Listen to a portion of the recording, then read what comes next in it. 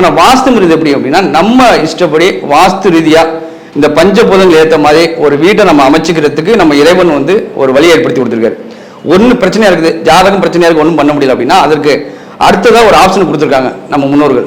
வாஸ்துவை நீ சரியாக அமைச்சிக்கிட்டீங்க அப்படின்னா இப்போ தலைக்கு வந்து தலைப்பாகோடு போனது மாதிரியா எவ்வளோ பெரிய பிரச்சனையையும் அது வந்து சரி பண்ணிக்கும்.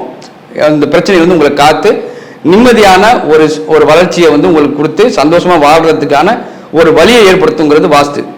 அந்த பஞ்சபூதங்களை எப்படி நமக்கு சாதகமாக பயன்படுத்திக்கிறோம் அப்படிங்கிறத பொறுத்து தான் ஒரு வீடு வந்து அழகாக வேலை செய்யும். இப்போ நீங்கள் சில வீட்டுக்கு போனீங்க அப்படின்னா அந்த வீட்டை விட்டு வர்றதுக்கே மனசு வராது, அவ்வளோ அமைதியும் ஆனந்தமும் இருக்கும். சில வீட்டுக்கு போனால் உடனே வரணும்னு தோணும்.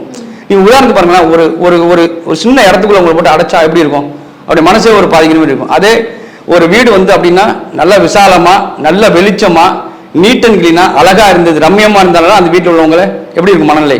இப்போ நம்ம மனசு சரியில்லை அப்படின்னா நம்ம எங்கேயாவது தூரமான இடத்துக்கு வந்து ஒரு மலை பிரதேசமோ எங்கேயாச்சும் தூரமாக டூர் போயிட்டு வரோம், நிறைய இடத்த பார்க்கும்போது அழகை ரசிக்கும் போது நம்ம மனநிலையில் நிறைய மாற்றம் வருது.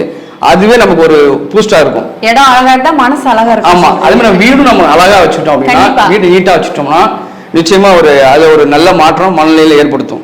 இனி வீட்டிலேயே பானிபூரி செய்யலாம் எல்லாரும். ஆச்சி பானிபூரி கிட்.